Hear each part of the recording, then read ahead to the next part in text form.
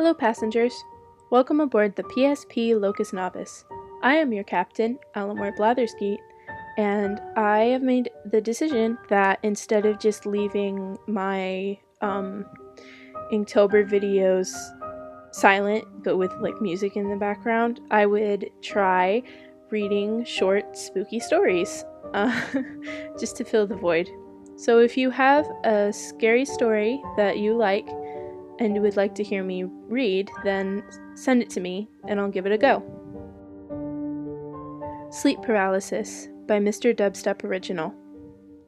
Before I start, you gotta know that I have a long history of sleep paralysis. Ever since I was a child, I suffered from this illness. I dare say I would have multiple episodes in a single night. I'm an 18-year-old male, and, well, I moved out of my mother's home 2 years ago, and have been independent ever since then. I've been roommates with my uncle for a couple months now, but that's a different story. Anyway, this is going to be a little bit awkward, given the fact that I was listening to scary stories while trying to fall back asleep after waking up around 5 a.m., the same date I'm writing this post, September 25th, 2018. While I was falling asleep with my headphones on, I started to realize I had woken up but my body couldn't move. Now it was really weird for me given the fact that I hadn't had any sleep paralysis recently.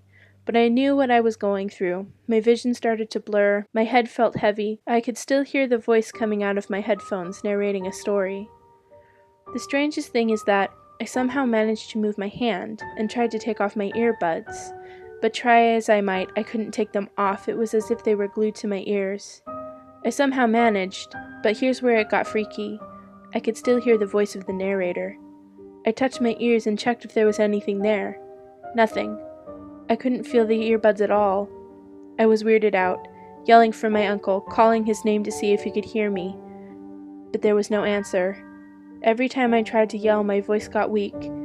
It's as if, instead of yelling, I was whispering in a loud way, and that's when I started to see things, like demons and deformed faces, just staring at me and evilly smiling. I can't explain how they looked, but they were flashing on the ceiling. Weird, right? Yeah, I know. As I was sort of freaking out, I literally did what any other young kid would do and hid under my blanket. Not because I was scared or frightened for my life, but to see if those faces would go away. And they did, but it doesn't end there. Here's where the most freaky and weird stuff happened. My vision started to clear and I was able to move more freely. That's when I realized I never even moved a muscle the whole time. I was going through sleep paralysis. Turns out I was hallucinating and imagining that I was actually moving and yelling. Like I said, I've had experience with sleep paralysis for a long time, so I totally know how to actually get out of it when it's a normal one, where you're just awake and can't move. Yeah, I know that's the whole point of one, but not all of them have hallucinations and imaginings. This was one of the few paralysis where I hallucinated and imagined things. Like I said, I haven't had one in about a year, I might say. This one is my most recent. I know it's probably not that scary, but for those who have experienced sleep paralysis, you know how terrifying it could be and can get.